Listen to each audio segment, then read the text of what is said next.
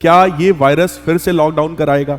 अगर लॉकडाउन लग गया तो क्या होगा? इतनी पूरी मेहनत हम लोग की क्या बेकार हो जाएगी? और मेनली इस वायरस का जो एक्शन होता है वो हमारे रेस्पिरेटरी ट्रैक पर होता है, यानी कि रेस्पिरेशन, सांस लेने में दिक्कत, इस तरह की समस्या इस वायरस अटैक होने पर बहुत ज्यादा रहती है। सबसे ज्यादा ये अटैक करता है इन्फेंट्स यानी कि यंग चिल्ड्रन जो होते हैं, जिनकी उम्र 5-6 साल 7 साल से कम है। सबसे ज्यादा खतरा उनके ऊपर होता है जो छोटे बच्चे हैं। हालांकि ये वायरस कोई नया वायरस नहीं है, ये बहुत पहले से इसके ऊपर प्रोसेस चल रहा है। 2001 से ही आप देख रहे हैं कि इसको डिटेक्ट किया जा चुका है। ठीक है, तो बहुत ज्यादा ऐसा कोई आपके लिए बहुत बड़ा कोई नई चीज यहां पे नहीं है, लेकिन फिर भी prevention is always better than cure होता है, सबको पता है। हाय एवरीवन, मैं हूं शैलेंद्र पांडे, आपका अपना फिजिक्स एजुकेटर, और आज मैं आपसे बहुत इंपॉर्टेंट टॉपिक के बारे में बात करने वाला हूं, और उस टॉपिक का नाम है HMPV वायरस। सर, क्या ये वायरस फिर से लॉकडाउन कराएगा?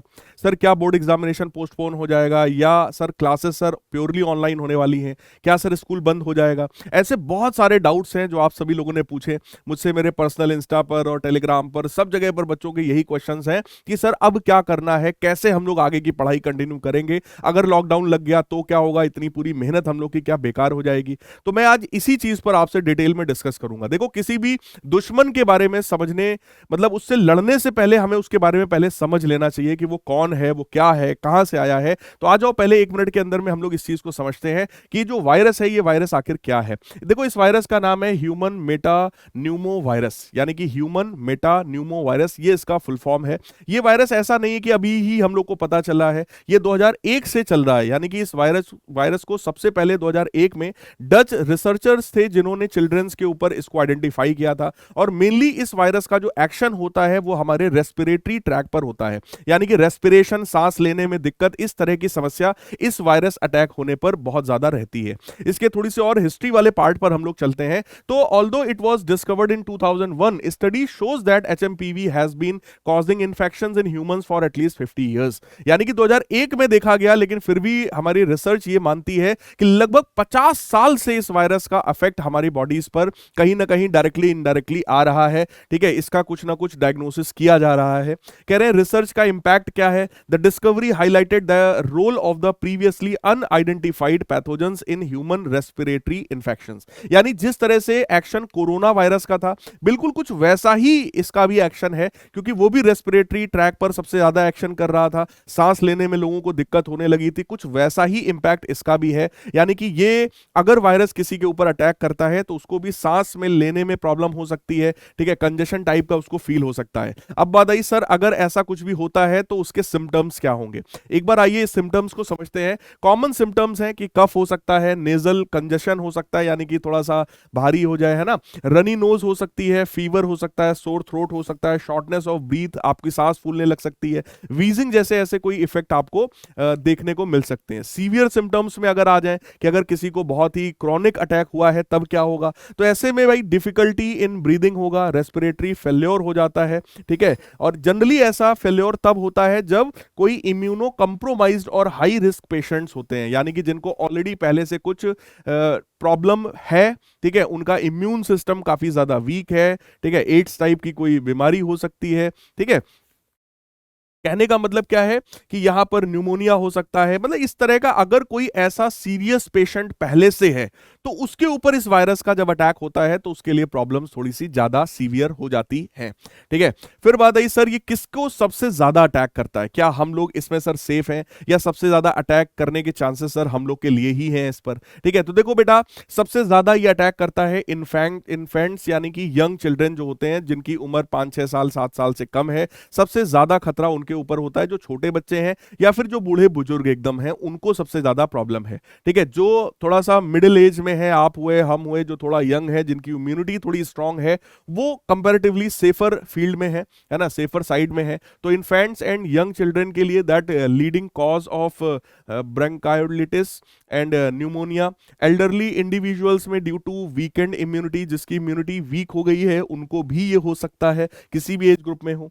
इम्यूनो कंप्रोमाइज्ड पेशेंट, जैसे जिनको कैंसर हो, ट्रांसप्लांट हुआ हो, HIV के कोई पेशेंट हो, जैसे मैंने कहा था एड्स हुआ हो। ठीक है, people with chronic conditions situations like asthma, जिसको एस्थमा की प्रॉब्लम हो, तो ऐसे लोगों पर जिनको ऑलरेडी रेस्पिरेटरी सिस्टम में कुछ प्रॉब्लम्स हैं या कोई बहुत गंभीर बीमारी से जो लोग मतलब पहले से ही झेल रहे हैं, उन लोगों पर इस वायरस का जो इंपैक्ट है वो कंपैरेटिवली ज्यादा है इन कंपैरिजन टू नॉर्मल लोग। ठीक है, फिर बात आती है सर करंट सिचुएशंस इसका क्या है। देखो कुछ कुछ खबरें आप लोगों तक पहुंच चुकी होंगी कि भाई हमारे बेंगलुरु में भी कुछ केसेस इसके आ गए हैं, हालांकि वो नंबर बहुत ज्यादा नहीं है, बट फिर भी कुछ ना कुछ प्रिकॉशंस हम सभी को लेने चाहिए। ठीक है, तो करंट सिचुएशन ये है कि HMPV is one of the leading causes of acute respiratory infections in children after RSV, यानी रेस्पिरेटरी सिंक्टिकल वायरस एंड इन्फ्लुएंजा। कहने का मतलब ऑलरेडी इस तरह के वायरस हैं, लेकिन ये उसी का एक सब्स्टिट्यूट भी बन सकता है। कभी बच्चों में इस तरह का इन्फेक्शंस में इसका सबसे बड़ा रोल हो सकता है। Seasonal outbreaks cause significant hospitalisations among children and adults.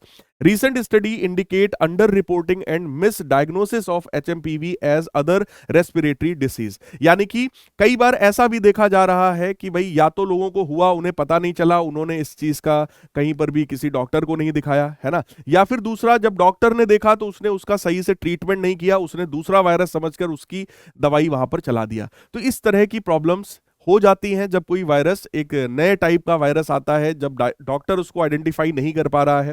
हालांकि ये वायरस कोई नया वायरस नहीं है, ये बहुत पहले से इसके ऊपर प्रोसेस चल रहा है। 2001 से ही आप देख रहे हैं कि इसको डिटेक्ट किया जा चुका है। ठीक है, तो बहुत ज्यादा ऐसा कोई आपके लिए बहुत बड़ा कोई नई चीज यहाँ पे नहीं है, लेकिन फिर भी prevention is always better than cure होता है, सबको पता है। तो बेटा कुछ चीजें हम लोग को बहुत ही सीरियसली जो है करनी पड़ेंगी, वरना आगे का जो समय है वो थोड़ा सा डिस्टर्ब हो सकता है आप सभी के लिए। सबसे पहला यह है कि हमें हाइजीन मेंटेन रखना है। ठीक है, अपना रेगुलरली अपने हैंड वॉश आप करते रहिए। ठीक है, मास्क वियरिंग करिए, आप लोग सभी लोग मास्क पहन लीजिए, जैसे पहले पहनते थे अब फिर से उसको पहनना शुरू करिए। अवॉइड कॉन्टैक्ट, यानी कि बहुत ज्यादा ग्रुप में जबरदस्ती फालतू में नहीं जाना है, जहां इंपॉर्टेंट काम है वहां पे जाएंगे, लेकिन इस तरह के कॉन्टैक्ट को हम लोग अवॉइड करेंगे। सैनिटाइजेशन बहुत जरूरी होता है, तो डिसइंफेक्टेंट फ्रीक्वेंटली टच्ड सर्फेसेस, यानी कि आप बार बार सर्फेसेस को सैनिटाइज करते रहिए। सैनिटाइजर का जो कंजम्पशन है उसको बढ़ाइए अपने घर में। आइसोलेशन रखिए, यानी कि बहुत ज्यादा इन्फेक्टेड इंडिविजुअल के पास आपको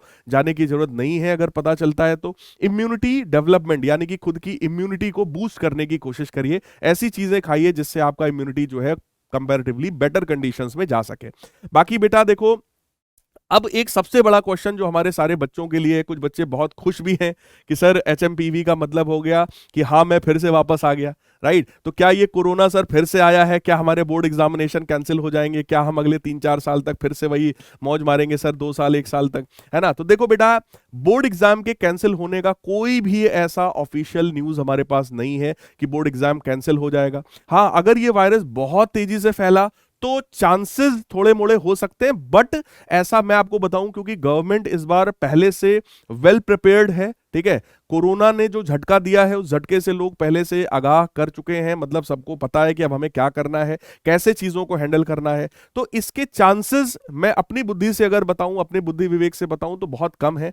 हाँ, ये हो सकता है कि अगर इसके केसेस बढ़ेंगे तो हो सकता है आपकी जो क्लासेस हैं वो ऑनलाइन कर दी जाए, कि भाई आप स्कूल में ना आइए, आप घर से बैठ करके पढ़िए। कुछ समय के लिए हो सकता है स्कूल को बंद कर दिया जाए, लेकिन बोर्ड एग्जाम कैंसिल करने जैसी चीज शायद नहीं होनी चाहिए। मतलब गवर्नमेंट की तरफ से अभी तक कोई भी ऐसा ऑफिशियल अपडेट बेटा नहीं आया है कि आपके एग्जाम्स पर कोई रत्ती भर भी प्रभाव पड़ने वाला है। इसलिए आप सभी लोग अपनी जो एग्जाम की प्रिपरेशन है वो बिल्कुल करते रहिए। ठीक है, इस वायरस से डरो मत, लेकिन इसके जो प्रिवेंशंस मैंने आपको बताए हैं वो सारे प्रिवेंशंस आप लोग करते रहिए। ठीक है, खुद को सेफ रखिए, अपनी फैमिली को सेफ रखिए। आप सभी लोग बहुत इंटेलिजेंट हैं, आई होप आप सभी लोग इन चीजों को समझ गए होंगे। बहुत ही कम से कम समय में मैंने आपके क्वेश्चंस का जवाब आपको दे दिया है। ठीक है, तो इस वायरस को समझो क्या है, कैसे हम इससे बच सकते हैं, और खुद को इससे बचाओ, अपनी फैमिली को भी बचाओ, और बोर्ड एग्जामिनेशन में भाई साहब मचाना है सभी को।